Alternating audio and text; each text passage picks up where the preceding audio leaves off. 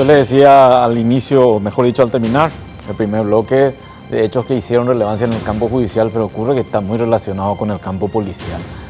Imagínense que el último caso más importante que se dio este año a nivel policial tiene que ver con la condena a un excomandante de la policía.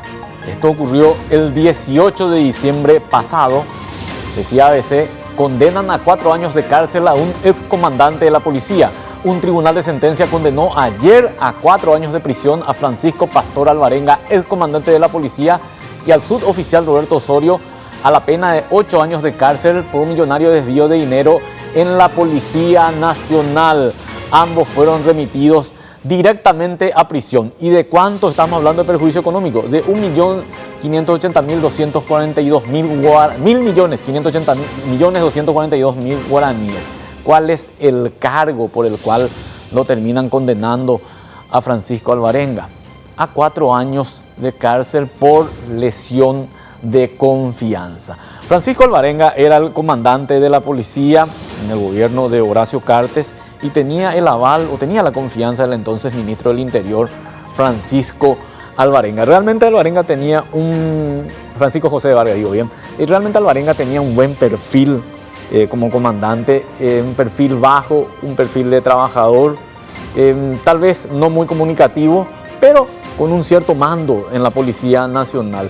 Y así como yo decía que Díaz Verón tuvo un papel relevante en la captura de Vilmar Acosta Márquez, durante la administración de Alvarenga se esclareció el crimen de Pablo Medina y Antonio Almada. Pablo Medina era nuestro compañero en ABC que fue asesinado al sacar al tapete la narcopolítica, y el autor moral fue Vilmar Acosta Márquez. Y fue durante la administración de Díaz Verón y la administración de Francisco Alvarenga la que permitió esclarecer ese caso y detenerlo a esta persona.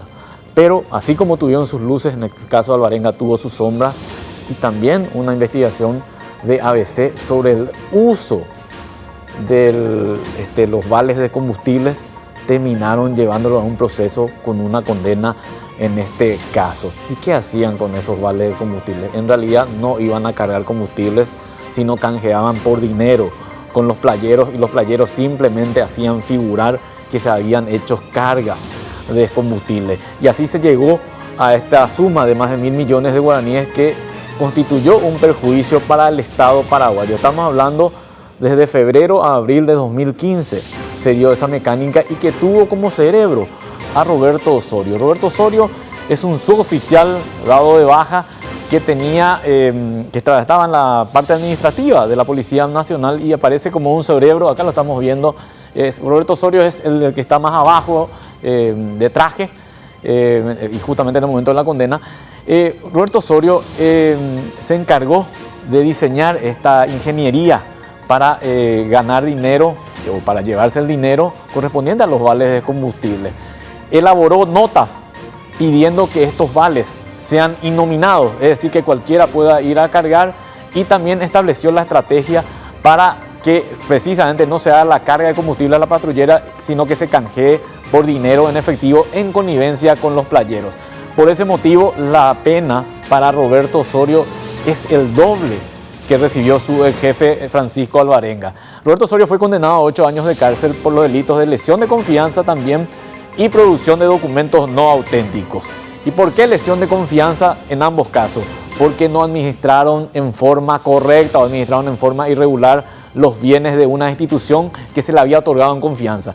Por eso lo de confianza, por eso lo de lesión de confianza. Y producción de documentos no auténticos porque Roberto Osorio elaboró notas sin el acuerdo de su comandante, porque allí no había una firma del comandante de la policía para hacer determinadas operaciones con Petropar. Eso le salva a Alvarenga de que la pena sea superior. Pero de lo que no se salvaron ambos es en ser remitidos directamente a la agrupación especializada, que sí, hay que decir, es sede carcelaria para los policías. Por ese motivo el tribunal de sentencia de inmediato ordenó que ambos vayan a prisión. El hecho histórico constituye en este caso de que un comandante de la policía fue condenado y ya está preso también. Pero no solamente eso, es el tercer comandante de la policía que es condenado por la justicia paraguaya. El primero de ellos fue el general Francisco Sánchez en la era postdictadura. allá en los inicios de los años 90. El general Francisco Sánchez fue condenado a 7 años de cárcel por el caso denominado Polifantasma, que también fue producto de una investigación del diario ABC Color que detectaba a agentes planilleros en la entonces policía de la capital, porque Francisco Sánchez fue jefe de la policía de la capital. Posteriormente, con la nueva constitución, pasó a ser Policía Nacional, pero ya no estaba Francisco Sánchez, quien había sido condenado, reitero, a 7 años de cárcel. El segundo comandante de la policía que fue condenado lo fue Niño Trinidad Ruiz Díaz, el comisario general que era comandante de la policía del gobierno de Raúl Cubas Grau y que le tocó aquel fatídico momento del marzo paraguayo. Recordarán que aquel marzo paraguayo los jóvenes se levantaron tras el magnicidio de Luis María Argaña, se manifestaron en la plaza y una represión que nunca fue determinada en forma contundente quién la lideró. Sí se determinó, algunos de los que dispararon le costó la vida a 8 jóvenes. Niño Trinidad Ruiz Díaz fue acusado de que despejó con una orden la plaza y se produzca esa masacre. Lo condenaron a 18 años de cárcel. Pero fíjense cómo las condenas a veces no tienen las convicciones necesarias, porque 5 años después ya fue liberado en forma condicional. Hubo muchos componentes que tal vez la historia vaya explicando de qué exactamente ocurrió en aquella ocasión, pero Niño Trinidad Ruiz Díaz era el comandante de la policía y tenía responsabilidad en la seguridad, y esa seguridad quedó totalmente al azar cuando inexplicablemente policías abandonaron la plaza y se produjo una matanza en ese sitio. En ese contexto pasó a ser el segundo comandante de la Policía Nacional, o el segundo jefe de Policía Nacional, que fue condenado. Y el tercero, obviamente, lo estábamos comentando, fue el de Francisco Alvarengas. Y en este juego de recordaciones, en este juego de situaciones históricas que estamos de alguna forma recreando con ustedes, que usted también fue protagonista y que ABC, por supuesto, le dio amplia difusión, aparece la figura de un expresidente de un ente, en este caso del INDER. Estamos hablando de Justo Pastor Cárdenas, quien también pasó a formar la fila o la legión de ex autoridades que está en prisión. Un 3 de diciembre de 2018, la fiscala Natalia Fuster ordenaba su prisión tras imputarlo por enriquecimiento ilícito. Y decía en aquella ocasión el titular de nuestro diario: Cárdenas está en Tacumbú tras un frustrado intento de burlar la cárcel. El expresidente del INDER, Justo Pastor Cárdenas, está desde ayer en el penal de Tacumbú, donde es el interno número 3245. Se presentó luego de que se le denegara litigar desde la clandestinidad e intentar anular su orden de detención fiscal. Está imputado junto con sus 3 hijos por no poder justificar 2.600 millones de guaraníes de su patrimonio por abrir empresas con millonarias acciones, comprar vehículos 0 kilómetros e inmuebles al contado. Gladys Benítez es nuestra compañera de ABC TV, también jefa de la sección de Economía. En su carácter de periodista hizo una investigación y llegó a esta situación, o de comprobar esta situación periodísticamente, digo, porque la justicia ya lo va a hacer, en su momento ya lo va a determinar claramente todo esto, de que Justo Pastor Cárdenas, en su condición de funcionario público, no podía justificar todo el bien que tenía consigo.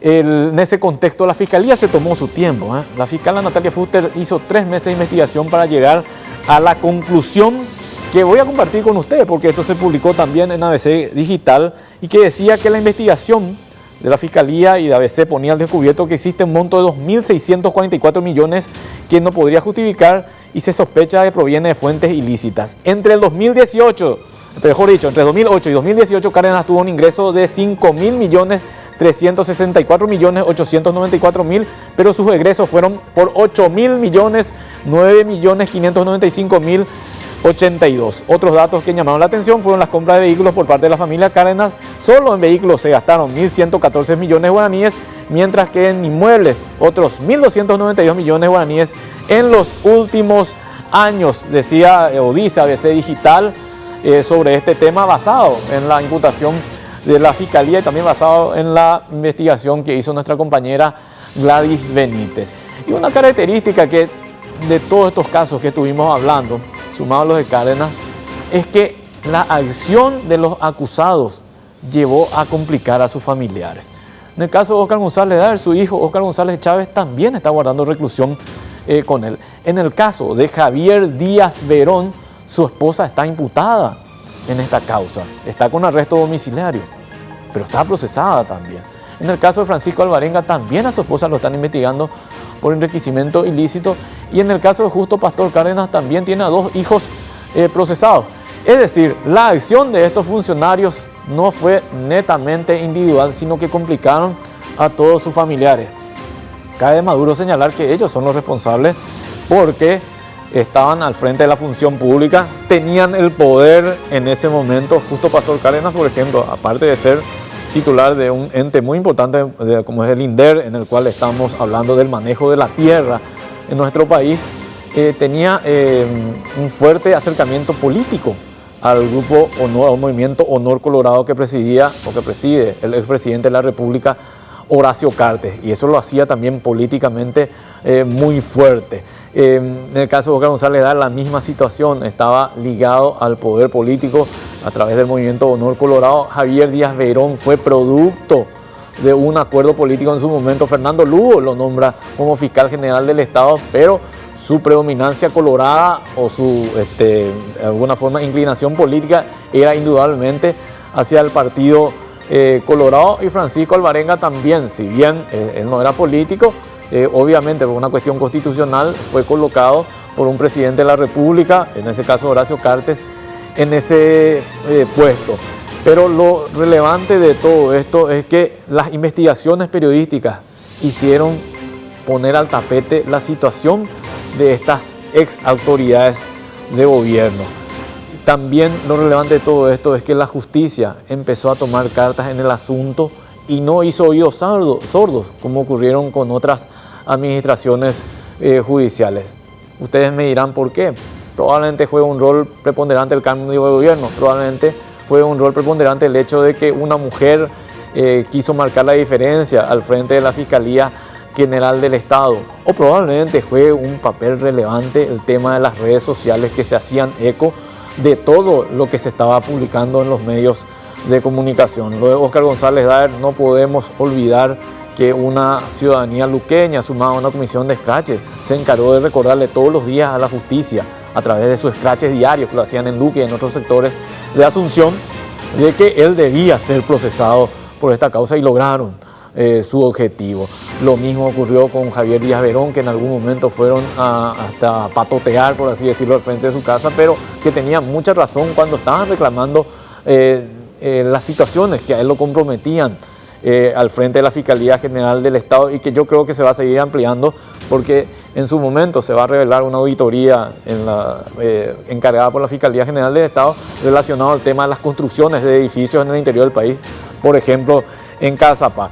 Y bueno, en el caso de Alvarenga tuvo que ver también la indignación que creció no solamente a nivel ciudadano, sino a nivel interno, porque la policía, el sector interno de la policía se vio afectado de cómo se estaba utilizando su dinero, y lo de Justo Pastor Cárdenas, una muestra también de cómo un funcionario puede ir acrecentando sus bienes al frente de la función pública y que indudablemente debe ser indagado. Por supuesto, está el derecho a la defensa en todos los casos y eso hay que respetarlo, pero lo importante es que la justicia ya tomó las primeras cartas en el asunto. Vamos a cumplir con otra pausa y pasamos a recordar otros 2 hechos que marcaron historia en este año 2018.